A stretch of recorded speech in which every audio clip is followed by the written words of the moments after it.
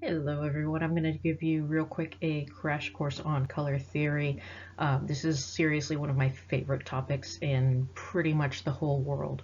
Um, so I had to really kind of narrow it down, and that's why I actually made the PowerPoints, because I had way too much to say. One of the first things that I really want to point out is that you have two different color theories going on, and we have kind of mentioned this a little bit in the discussion, but if you're doing subtractive mixing, that is paint and pigment. If you're doing additive mixing, that's actually using light, and that's going to become really important later on. So generally speaking, these two have completely different uses. Paint mixing, as you can see, some nice marbling, or the halftones that went into early comic printing, or additive mixing is going to be more like the processes that we use in developing color film and stage lighting. So they're very different theories, and I think that's part of where a lot of the confusion comes from. So just to reiterate, this type of color mixing is the one that you're probably the most familiar with from art class or anything like that. Illustrated here with watercolors, a wonderful illustration of how you can combine colors to make other colors having to do with the primaries and whatnot.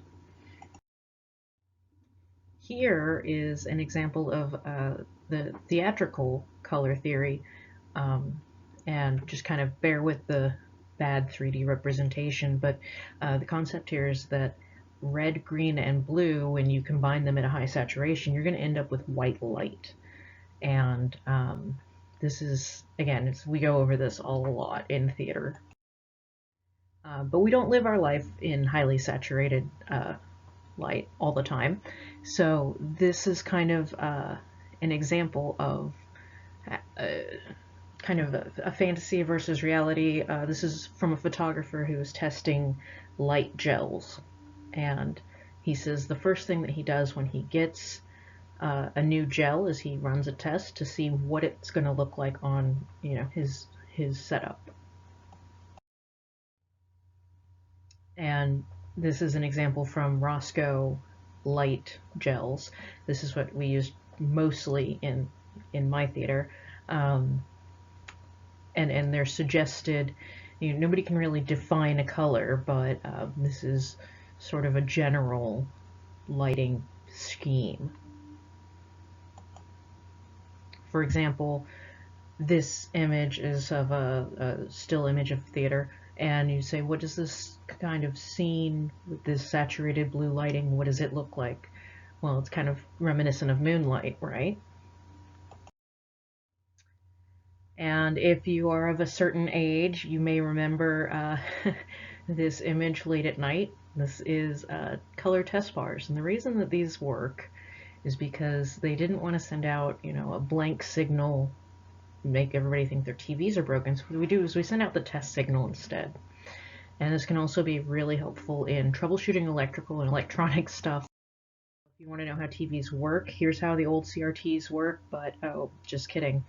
That's more of what I'm doing at work in the archives than here with you guys, but it still actually kind of goes together. This is a very, very, very close up of basically the light and the masking that goes behind uh, television and screens. And this is how our computers basically work, which I think is insanely fascinating. We've come a long, long way um, from this point. And just, if you will permit me, a few terrible, terrible jokes.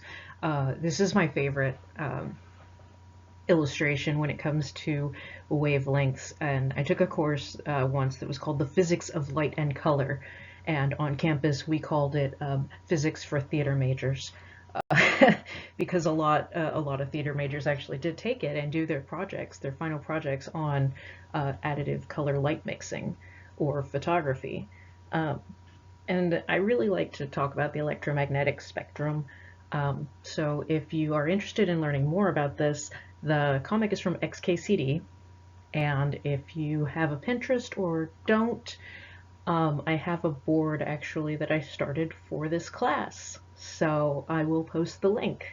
Thanks.